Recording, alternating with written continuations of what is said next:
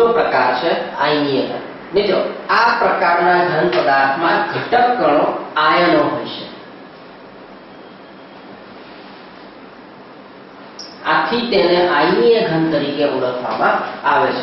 અહીં ધન આયન અને ઋણ આયન એ પરસ્પર પ્રબળ કુલંબિક આકર્ષણ બળથી આકર્ષાયેલા હોય છે। એટલે કે ધન આયન અને ઋણ આયન વચ્ચે પ્રબળ કુલંબિક આકર્ષણ બળો રહેલા હોય છે।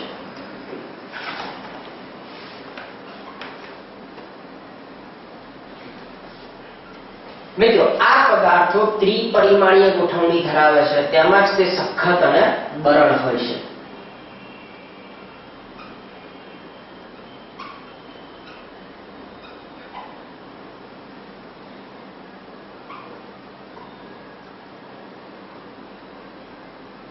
તેમના ગલન બિંદુ અને ઉત્કલન બિંદુ ખૂબ જ ઊંચા હોય છે, કારણ કે તેમના ધન આયન અને ઋણ આયન વચ્ચે પ્રબળ આકર્ષણ બળ આવેલા હોય છે, જેના કારણે ગલન બિંદુ અને ઉત્કલન બિંદુ ઊંચા હોય છે। મિત્રો આ પ્રકારના ઘનમાં ધન આયન અને ઋણ આયન હોવા છતાં તેઓ ઉષ્મા અને વિદ્યુતના અવાહક હોય છે।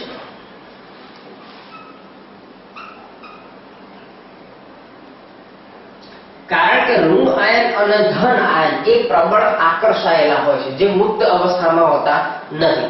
આથી તેઓ ઉષ્મા અને વિદ્યુતનું વહન કરી શકતા નથી। પરંતુ જો તેમને પાણીમાં દ્રાવ્ય કરવામાં આવે અથવા તો તેમને ઊંચા તાપમાને પીગાળવામાં આવે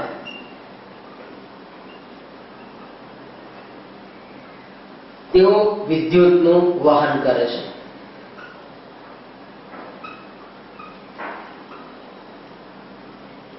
કારણ કે તેમને જો પીગાળવામાં આવે તો તેમાંથી આયનો મુક્ત થાય છે, ધન આયન અને ઋણ આયન વચ્ચેનું આકર્ષણ ઓછું થાય છે। અને તે જ પ્રમાણે જો પાણીમાં ઓગાળવામાં આવે તો તેમનું આયનીકરણ થવાથી આયનો મુક્ત થાય છે।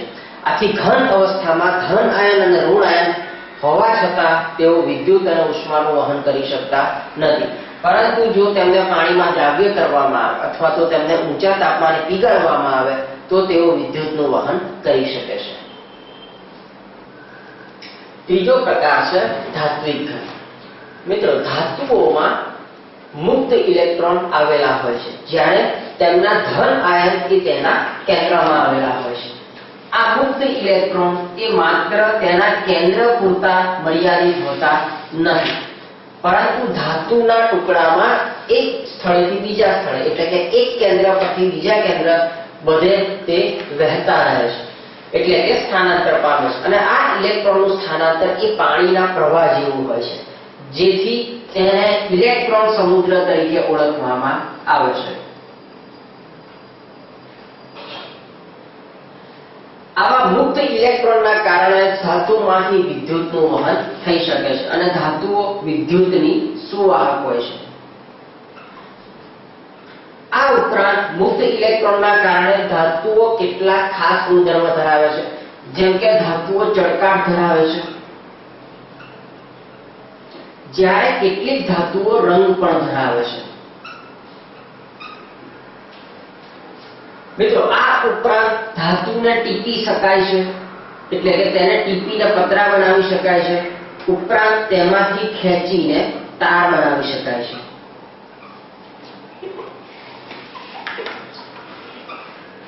આવા ઘનને ધાત્વિક ઘન તરીકે ઓળખવામાં આવે છે। આ મિત્રો ધાત્વિક ઘન પદાર્થોનો મુખ્ય ગુણધર્મ એ તેના પરમાણુના મુક્ત ઇલેક્ટ્રોન છે, જે એક પરમાણુમાંથી બીજા પરમાણુમાં સતત સ્થાનાંતર પામતા હોય છે, જેને ઇલેક્ટ્રોન સમુદ્ર તરીકે પણ ઓળખવામાં આવે છે। સહસંયોજક અથવા તો જાળીદાર ઘન। મિત્રો આ પ્રકારના અણુમાં પરમાણુઓ વચ્ચે સહસંયોજક બંધ રચાયેલો હોય છે।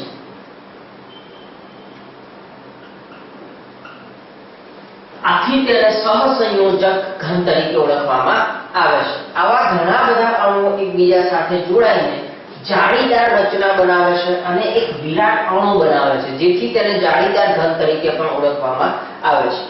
સહસંયોજક અણુમાં પરમાણુઓ ખૂબ જ સખ્તાઈથી જોડાયેલા હોવાથી તેમના ઉત્કલન બિંદુ ખૂબ જ ઊંચા હોય છે. ઉત્કલન બિંદુ ઊંચા હોય છે કારણ કે તેના પરમાણુઓ સખ્તાઈથી જોડાયેલા હોય છે. જ્યારે આ અણુઓ ગલન પામે છે ત્યારે તેમનું વિઘટન થાય છે. સામાન્ય રીતે સહસંયોજક સંયોજનો વિદ્યુતના અવાહક હોય છે કારણ કે તેમાં આયનો આવેલા હોતા નથી. ઉદાહરણ તરીકે હીરો અને ગ્રેફાઇટ. હીરો અને ગ્રેફાઇટ એ બંને ત્રિપરિમાણીય રચના ધરાવતા સહસંયોજક ઘન પદાર્થો છે. સૌપ્રથમ આપણે ગ્રેફાઇટની વાત કરીએ તો ગ્રેફાઇટ એ નરમ અને પોચું ઘન પદાર્થ છે. તેમાં રહેલા 3 કાર્બન પરમાણુ sp2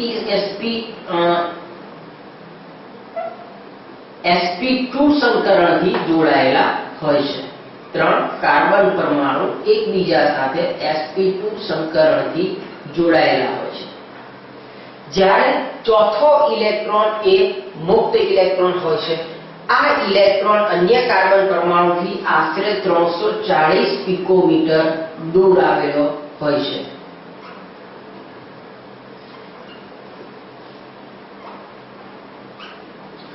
મિત્રો, ચોથો ઇલેક્ટ્રોન ગ્રેફાઇટમાં મુક્ત હોવાથી ગ્રેફાઇટ એ વિદ્યુતનું સુવાહક છે. એટલે કે તેના દ્વારા આ ચોથા મુક્ત ઇલેક્ટ્રોન દ્વારા વિદ્યુતનું વહન થઈ શકે છે. સામાન્ય રીતે ગ્રેફાઇટના એક સ્તરની ઉપર બીજું સ્તર આવેલું હોય છે અને તેમની વચ્ચે પણ જોડાણ રહેલું હોય છે.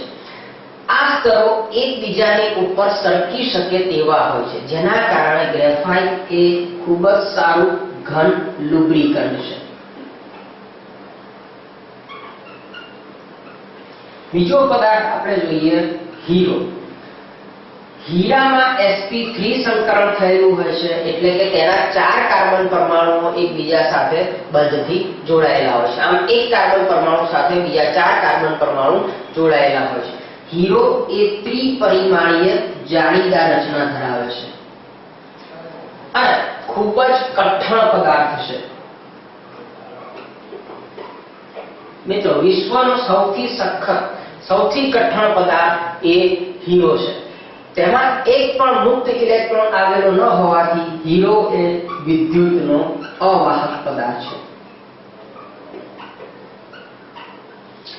તો મિત્રો, આમ ઘન પદાર્થોનું વર્ગીકરણ આપણે જોયું, જેમાં ઘન પદાર્થોને મુખ્યત્વે 4 ભાગમાં વહેંચવામાં આવે છે, જે તેમાં રચાતા બંધના આધારે છે.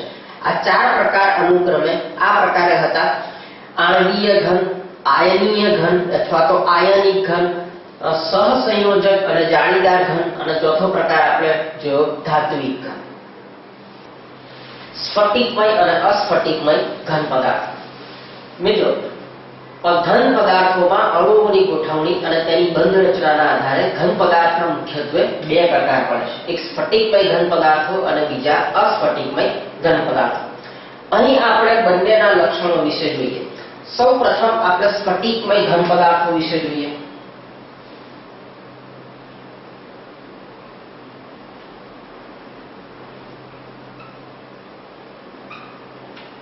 મિત્રો, સ્ફટિકમય ઘન પદાર્થો દ્રઢ હોય છે અને અદબનીય હોય છે. એક તો દ્રઢ અને અદબનીય હોય છે. બીજી તેમની લાક્ષણિકતા છે તેમના સ્ફટિકો ચોક્કસ આકાર ધરાવે છે.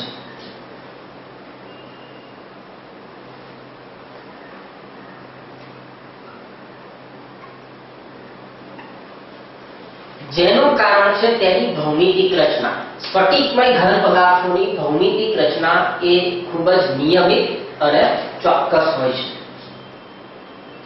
ભૌમિતિક રચના નિયમિત અને ચોક્કસ હોય છે.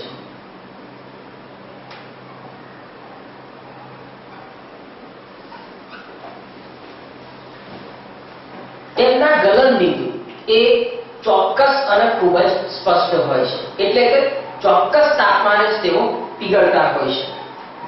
એટલે કે ગલન બિંદુ ચોક્કસ અને સ્પષ્ટ હોય છે.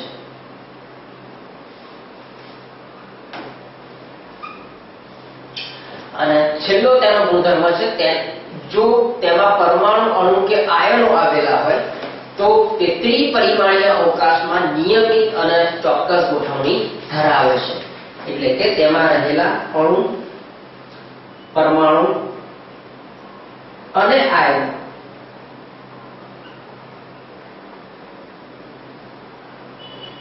ત્રિપરિમાણીય અવકાશમાં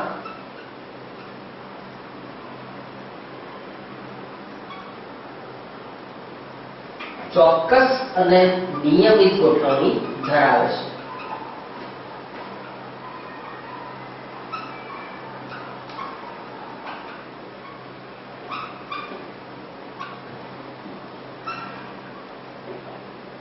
ઉદાહરણ તરીકે સોડિયમ ક્લોરાઇડ અને પોટેશિયમ ક્લોરાઇડ એટલે કે NaCl અને KCl આ બંને ઘન પદાર્થો એ સ્ફટિકમય રચના ધરાવે છે. બીજા ગુણધર્મો આપણે જોઈએ અસ્ફટિકમય ઘન પદાર્થોના.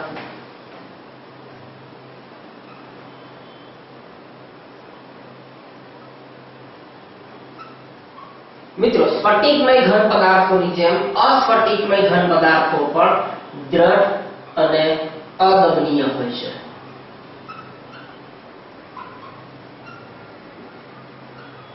જો કે તેઓ સ્ફટિકમય ઘન પદાર્થોની જેમ ચોક્કસ ભૌમિતિક આકાર ધરાવતા હોતા નથી. એટલે બીજો તેનો ગુણધર્મ લખીશું, ચોક્કસ ભૌમિતિક આકાર ધરાવતા નથી.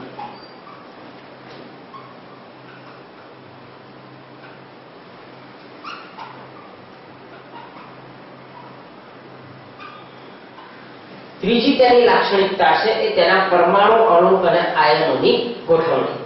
તેના પરમાણુ, અણુ અને આયનો એ સખત રીતે બંધનથી જોડાયેલા હોવા છતાં ચોક્કસ ભૂમિતિ કે રચનાની આવર્તિતતા જોવા મળતી નથી. એટલે કે તેમાં ચોક્કસ રચનાનું પુનરાવર્તન થતું નથી. એટલે ત્યાર પછીની આપણે લાક્ષણિકતા લખીશું, તેના પરમાણુ, અણુ અને આયનો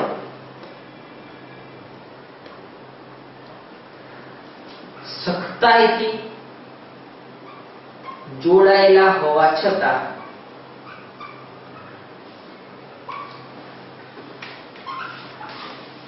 ચોક્કસ ભૂમિતિ કે રચનાની આવર્તિતતા જોવા મળતી નથી.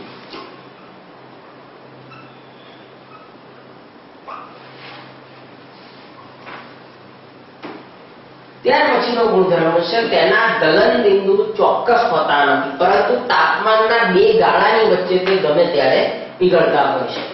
એટલે ત્યાર પછીની લાક્ષણિકતા આપણે લખીશું, ગલન બિંદુ ચોક્કસ નથી.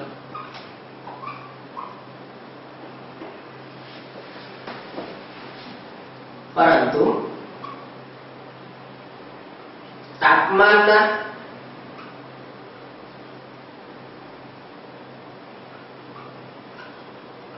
અમુક ગાળા વચ્ચે ગમે ત્યારે પીગળે છે.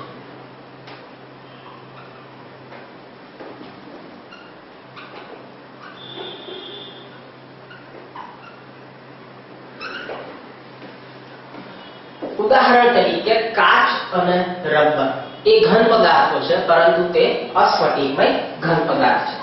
એટલે દાખલા તરીકે કાચ અને રબર આ બંને ઘન પદાર્થો એ અસ્ફટિકમય ઘન પદાર્થો છે. તો મિત્રો, આપણે સ્ફટિકમય અને અસ્ફટિકમય ઘન પદાર્થોની લાક્ષણિકતાઓ અત્યારે જોઈ. હવે દરેક સ્ફટિકમય ઘન પદાર્થમાં તેની અમુક ભૂમિતિની આવર્તિતતા જોવા મળે છે. એટલે કે એકની એક રચનાનું પુનરાવર્તન થયા કરે છે. આવી નાનામાં નાની રચના ધરાવતા ભાગને કોષ તરીકે ઓળખવામાં આવે છે. તો એના વિશે હવે આપણે જોઈશું.